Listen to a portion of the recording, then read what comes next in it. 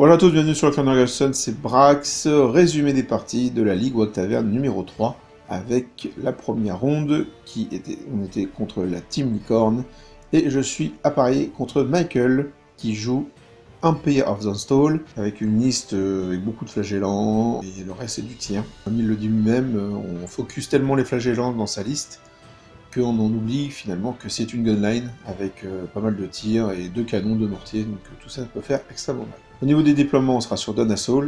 On va jouer Capture the Flag. Je m'estime à 10 parce que je sais qu'en 1 contre 1 sans magie, les tueurs, les seekers sont meilleurs que les flagellants, donc à voir comment ça va se passer pendant la quête. Donc voilà le déploiement. En fait, vous voyez que les flagellants sont en arrière, il les a pas mis sur la ligne parce qu'on va pas faire les 3 régiments qui avancent vers les 3 autres et puis on voit qui en sort. On va essayer de, enfin surtout Michael va essayer de bien m'amoindrir au tir pour pouvoir me donner le coup de grâce au corps à corps. En gros, c'est plus ou moins ce qui va se passer. Moi, je vais l'agresser énormément, je vais aller tout de suite devant lui pour le forcer à me donner à manger, etc. Le tournant de la partie se fait très tôt, puisqu'en fait, il a une unité de pistoliers qui vont rater un test de marche forcée, ce qui va empêcher qu'il me redirige ce qu'il voulait me rediriger à ce moment-là. Deuxième tournant de la partie, les Seekers qui sont contre un régiment de flagellants boostés à la magie, parce que j'ai très mal géré la dissipation.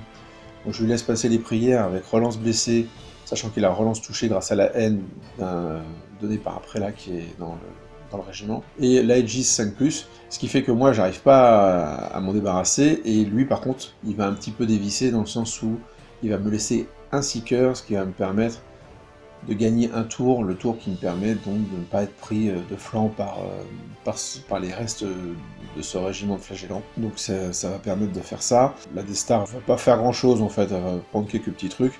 Et en fait, au final, on se prend énormément de points. Ces chevaliers ont fait le tour pour essayer d'attraper mes 12 longues barbes, mais les 12 longues barbes, les 2 fois 12 longues barbes étaient en bas à droite. Ils faisaient un coin, se protégeant l'un l'autre. Donc finalement les chevaliers, je ne vais même pas aller prendre Landeville puisque je vais la perdre au tir. Et ils vont back parce que ce sont aussi des flags, donc il n'a pas envie de se prendre... il n'a pas envie de s'arrêter en fait sur 12 longues barbes et que les 12 autres arrivent de flanc pour les défoncer, et il a bien raison. Je vais subir un peu en magie et en tir, mais une fois encore à corps, je vais un petit peu plus dominer. Je vais malheureusement laisser le général ennemi à 1 point de vie en fuite qui va réussir à se rallier. Donc ça c'était un bon truc pour Michael. À un moment je lance une charge avec la Destar, il faut que je fasse 10 sur les dés sur son mage de la Cosmo qui est tout seul, qui était sorti de son pack. Michael décide de fuir, sachant qu'il va avoir 2 tests à 7, puis un test à 8, non relançable à chaque fois pour se rallier. Il va rater les 3 tests et il va sortir de table au tour 6, ce qui me donne le mage de la Cosmo. Disons que ça contrebalance le fait de ne pas avoir eu le sorcier, mais en fait on va se prendre énormément de points, on se prend plus de 3000 points chacun, et au final on fait un 12-8 pour moi en termes de bâche, et on n'arrive pas à se prendre un seul flag chacun, quoi, parce que lui non plus n'avait pas beaucoup de flags, et je vais rater une charge sur son dernier pack, enfin sur son pack dans lequel il avait protégé initialement son mage de la cosmologie. Et donc je vais rater cette charge et donc on peut pas réussir à attraper le pack.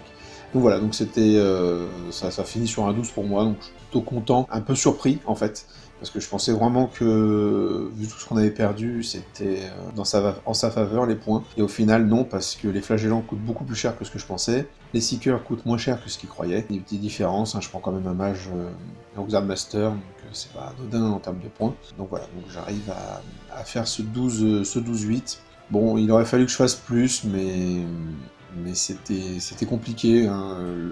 Mon estimation de 10 est en fait une estimation à amplitude, c'est à voir comment se passe la game, et je pense que Michael a très bien fait de pas mettre bêtement ses 3 packs de flagellants face à mes 3 packs de seeker, parce que même avec un sort, sachant que j'ai 4 N, donc bien sûr j'avais haï tous les flagellants, je les touche à 2, si c'est moi qui charge, je les blesse à 3, donc c'est un peu compliqué. J'ai très mal géré ma magie, notamment, enfin plus la dissipation que la magie, mais voilà, donc je pense pas que...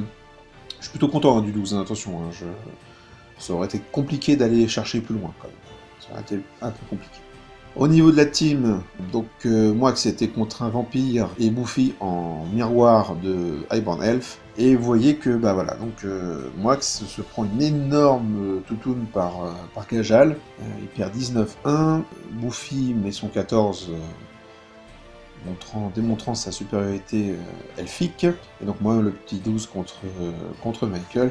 Ça ne suffit pas à gagner la ronde, on fait 27, je rappelle que la ronde pour la gagner il faut faire 31, 30 c'est l'égalité. Donc on est à une toute petite défaite qui ressemble un peu à une égalité. Bon alors du coup on va esquiver les FBJ, les Bob l'éponge et compagnie, puisqu'on a perdu. Et on se retrouve en ronde 2 contre nos amis des Chevaliers à table rase, et je suis à parier contre Ikit, qui joue, comme son pseudo l'indique, les Verminswar. Au niveau du déploiement, on sera sur Frontline Clash. Le scénario, c'est Hold the Ground, donc je suis plutôt content vu ma liste pour le Hold the Ground. Et je m'estime à 10 parce que je ne connais absolument pas le match-up. Je sais que, normalement, le Hold the Ground est pour moi, donc on va dire que j'aurais pu m'estimer à 13, en fait. Le problème, c'est que il va avoir du tir, il a de la magie, et puis je vais avoir du mal à prendre des points, parce qu'il y a pas grand, enfin tout est dans un seul pack, un peu comme moi. Il y a encore plus de points que moi dans son pack principal. Et il faut que j'arrive à atteindre ce pack. Donc voilà le déploiement. Ikit de base va refuser le scénario, tout simplement. Il sait très bien que c'est compliqué pour lui d'aller chercher le Hold the Ground. Et moi par contre je vais pousser. Je vais pousser, en fait je vais envoyer mes tueurs hacher menu le plus de rats possible, tandis que les deux barrettes de Greybard et la Destar vont prendre les points au centre pour être sûr de ne pas me le faire nuller par une petite unité qui irait vite. Et puis dès que j'ai les 3 points, je vais lâcher les lunes. Bon en fait mon erreur c'est de ne pas avoir mis la Destar sur la ligne de bataille, sur la ligne de déploiement. Parce qu'en fait, vous voyez que tout au fond, là, il y a son gros pack avec tous ses persos dedans, enfin la plupart de ses persos, qui coûtent cher. Et ça, je vais envoyer un pack de tueurs dessus, qui va tuer énormément de rats, mais qui se fera tuer. Ça, c'est plutôt plus ou moins prévu. Mais ce qu'il aurait fallu, c'est qu'après, il y a la Destar qui rentre dedans. Sauf que ma Destar, elle est trop loin, en fait. J'ai fait une énorme erreur, c'est que j'ai envoyé un pack dans les esclaves qui sont derrière le muret. Sauf que j'ai compté les malus du muret pendant 4 tours. 4 tours de corps à corps, 2 tours complets. Du coup, quand je m'en rends compte, parce que Seven me le dit, tout simplement, que le muret ne fait plus effet, bah oui, en effet, je finis par prendre tous les esclaves, mais les esclaves ça coûte que dalle, et ce pack de tueurs, en fait, va me servir à revenir et essayer de menacer les moines qui ont fait le tour, les moines qui sont en haut à gauche dans le déploiement. Mais voilà, donc j'ai perdu trop de temps, alors que cette unité, en fait, après, elle aurait pu supplanter celle qui a attaqué le pack principal, et ça aurait été bien dommage pour mon adversaire, parce que je pense que son pack et ses persos se faisaient défoncer à terme. Donc voilà, j'ai mal déployé parce que j'aurais dû mettre ma Destar sur la ligne de départ, et en fait c'est cette Destar qui aurait dû foncer pour aller choper le pack ennemi. Je prends la plupart des gros packs. Le problème c'est que ça coûte que dalle le Verminswarm, donc et lui par contre il me prend mes tueurs, donc finalement on est sur un 13-7 pour lui à la bâche. Quand je calcule, je suis hyper surpris parce que sur le papier, enfin même Buffy qui était à côté, pour lui, je déroulais parce que Ikit a pas avancé en fait, il a fait que encaisser, reculer un petit peu. Et moi je me suis étalé sur la table à aller le chasser, mais finalement je ne prends rien qui coûte des points, en fait. À part le prêtre de la peste qui se warp tout seul tour 6, qui me donne pas mal de points aussi, mais décidément mes adversaires dans cette ligue n'ont pas eu de chance avec leur mage. Donc voilà, 13-7 pour Ikit. Fort heureusement j'ai le Hold the Ground, donc en fait j'obtiens le scénario, et on se nul, on finit sur un 10-10. Bon, au final c'était mon estimation, donc mais très honnêtement, j'aurais dû... si j'avais fait plus gaffe, j'avais pas fait l'erreur avec ce bon dieu de muret, je pense que j'aurais pu appuyer encore plus. Comment Ikit voyait la partie, je suis pas sûr qu'il la voyait serein. Après, lui, bon, il est resté focus, il a abandonné le scénar, mais pas la partie, il a bien fait. Donc voilà, je me suis fait peut-être un peu trop beau sur ce match-up. À voir, donc peut-être à la refaire à l'occasion contre Ikit, puisque c'est un joueur parisien, ce sera facile de la refaire, même si c'est pas une liste que je vais rejouer, je pense, dans cette configuration en tout cas. Au niveau de la team, donc moi que c'était contre Tarbac qui joue les Saurian Ancient, et Buffy affrontait Scoob qui joue les nains. Et voilà les résultats, donc Mox surprend encore un 19-1, donc décidément les Online Dynasty c'est pas fait pour notre capitaine, et on a Buffy qui met un énorme 17 à Scoob, donc là supériorité elfique continue. On finit avec un total de 28, encore une petite défaite proche de l'égalité, qui fait qu'en fait on reste dans le milieu de tableau, même le milieu un petit peu bas de tableau. Pareil, une ronde qu'on avait peut-être sous-estimée, ou pensait faire mieux, puis finalement non, quoi. Donc, moi je suis un peu glauque, parce que je fais une égalité sur un scénario que je pense que je peux gagner 13 en fait, et donc si je gagnais 13, on gagnait la ronde, mais bon. Le fait est qu'on finit comme ça avec 1,28 pour cette deuxième ronde contre les Chevaliers de la Table Rase. En ronde 3, nous rencontrons l'équipe Jubei, et au niveau de l'appareillement, je me retrouve contre Edgy-True, que vous avez déjà vu sur la chaîne, et qui joue les Warriors of Dark God, donc à peu près la même liste que d'habitude. 2 Chosen Lord, 1 sur Chimère, 1 sur Dragon, un petit mage de l'alchimie, et puis pas mal de monstres, un gros pack de guerriers, un hôtel du chaos, des cavaliers maraudeurs et une unité de chevaliers. Au niveau du déploiement, on est sur Contrat de Cash. Le scénario, c'est Secure Target, et je m'estime à 14 parce que entre les tueurs et entre la Death-Star, en fait, les monstres qu'il y a en face, que ça soit le dragon, la chimère, les dragons ogres, il n'y a rien qui me fait vraiment peur, parce que oui, ça a beaucoup de patates, ça piétine, ça fait beaucoup de choses, et par contre, le roi, il en chope un, en plus, il a une 2+1 vue, mon roi, donc contre le Chosen Lord qui a le Burning Pattern, c'est celui qui est son dragon, il craint rien, il a une 2+1 vue, je le prends en duel et c'est terminé. Les dragons ogres, ils vont partir rapidement avec les relances pour toucher, avec de la haine, et puis les relances pour blesser, si j'arrive à passer mon sort. Les tueurs, ça blesse à 4+, et puis ça balance beaucoup d'attaques, donc sans compter toutes les attaques ultimes, à force 5 AP2, donc ça peut venir à bout des monstres.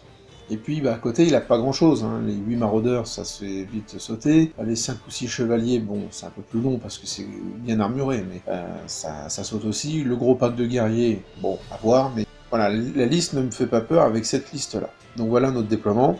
Et en fait, je vais pêcher par orgueil, et je vais faire mes avant-gardes à fond.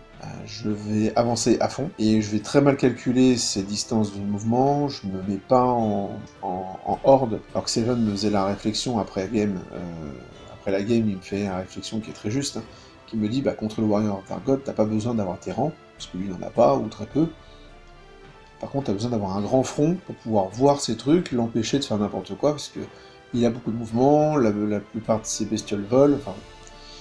Et donc du coup, en fait, je vais voir les monstres me passer au-dessus, ou sur les côtés, et ils vont aller menacer mon nom de ville pour me couper ma magie, ils vont pouvoir se mettre sur les côtés, etc. Bon, il déclenche au début de son tour 2, je crois, de son tour 1, les chiens qui vont venir rediriger un pack de tueurs et la Death-Star, donc ça aussi, je dois me placer de façon à ce qu'un redirecteur ne redirige qu'un seul régiment, et pas deux. Pas passer loin du drame, parce que quand je suis sur le flanc de ces chiens avec la Death-Star, et en fait, si je m'étais étendu sur au moins 7 ou 8, si je m'étais mis en horde, je pouvais, avec la charge irée, impacter son dragon, parce qu'il s'était placé vraiment trop proche, quoi. Et là, du coup, le fait est que, devant maximiser le nombre de nains au contact des chiens, et le roi prenant de la place, je suis obligé de me décaler légèrement, et en fait je frôle le dragon avec l'irée, donc je le touche pas.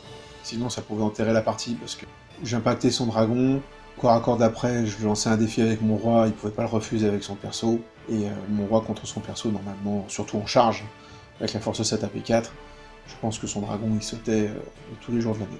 Donc voilà, il va prendre l'avantage, il va me bouffer les trucs tout autour. À gauche, je vais envoyer 2 packs de tueurs s'occuper des guerriers. J'ai extrêmement minimisé la puissance d'une grinding attack de l'hôtel du chaos, qui va me bouffer des tueurs par paquet de 10. Je vais, grâce à une ultime attaque, au tout dernier moment, tuer le dernier point de vie du champion de l'unité, donc je vais tuer l'unité, il n'y aura plus de scoring de ce côté-là, donc il pourra pas prendre le secure target, par contre il reste le sorcier à 1 point de vie, je crois, et l'hôtel que j'ai pas voulu taper, et en fait j'aurais peut-être dû le taper, parce que malgré l'invue, il fallait que je le descende, en fait j'aurais dû le descendre rapidement dès le début, pour essayer de virer les grinding attaques qui m'ont fait extrêmement mal. Donc voilà, donc j'ai balancé plus de 1000 points, hein, c'est 596 points, une unité de seeker, donc là j'en ai balancé 2, juste pour prendre son unité de guerrier, mais disons que, en conséquence, il y a quand même le fait qu'il ne peut pas prendre le secure target. Avec le dernier pack de Seeker et la Death Star, je vais pas faire l'erreur que je faisais quand je jouais avec les 2x8 gardiens. Je vais pas essayer d'attraper des monstres qui volent, je peux pas le faire. Donc je vais juste partir du principe qu'il ne va pas oser me charger, même si à un moment il a une combo de charge assez juteuse qu'il aurait pu faire, mais Avec la Holstone et le fait que je puisse lancer le défi avec mon roi, au bout d'un moment j'aurais pris ces Chosen Lords, je pense. Je pense, hein, c'est pas sûr. Hein. Donc, et je vais me placer avec mes tueurs de façon à empêcher les cavaliers maraudeurs qui s'étaient un petit peu barrés de revenir pour contrer ma prise d'objectif, parce que il y a un dragon ogre sur la droite à lui tout seul. Il est rentré dans des... Enfin, je l'ai chargé avec des 12 longues barbes. Il m'a défoncé, j'ai fui, il me poursuit, il me rattrape, et on irait... Enfin, en me rattrapant, il rentre dans le pack de... dans le deuxième pack qui va bouffer en un coup. Donc en fait, j'ai plus qu'une seule scoring, et c'est la Death Star. Donc la Death Star, elle, au lieu d'essayer de chasser les monstres qui de toute façon sont volants, ils vont plus vite qu'elle, peuvent se placer hors de ligne de vue, etc. Bah, je vais aller chercher le Secure Target de droite. Le pack de Seeker qui est resté va aller tuer les chevaliers avant de revenir, et donc, comme je vous l'ai dit, de chasser les chevaliers maraudeurs, enfin les cavaliers maraudeurs, pour les empêcher de venir scorer. Et donc voilà, donc on compte les points à la fin. Edgetrue est en avance, hein. Moi j'ai quasi rien pris. Il est sur un 14-6 à la bâche, mais j'ai le scénar, j'ai le Secure Target. Donc je remonte à un 9. J'espérais pouvoir remonter au moins un 10, peut-être même une petite victoire, et puis finalement non, parce que je perds 2 packs complets de Seeker, je perds Landville et les 2 barrettes de Longbarbe, et à côté de ça, bah, lui, je lui prends que ses guerriers, les chiens et les chevaliers, donc c'est bien, mais il manque un monstre en fait, il manque un truc comme ça, quoi. J'ai pas réussi à les choper, j'ai fait que quelques points de vie, mais c'est assez risible. Je tue pas le sorcier aussi m'aurait donné quelques points, Hôtel du Chaos également, enfin voilà. Donc ça s'est joué à pas grand chose, mais c'est complètement de ma faute. Je me suis pas en horde, alors que c'est pas la première fois que Seven me conseille ce genre de déploiement, mais j'ai encore du mal à quitter ma conformation de départ, alors que c'est un peu la clé, hein, de ce genre de liste. Et je me retrouve à subir le mouvement énorme du guerrier du chaos. Alors après, est-ce que Edgetrue aurait dû quand même me charger et tenter un all-in?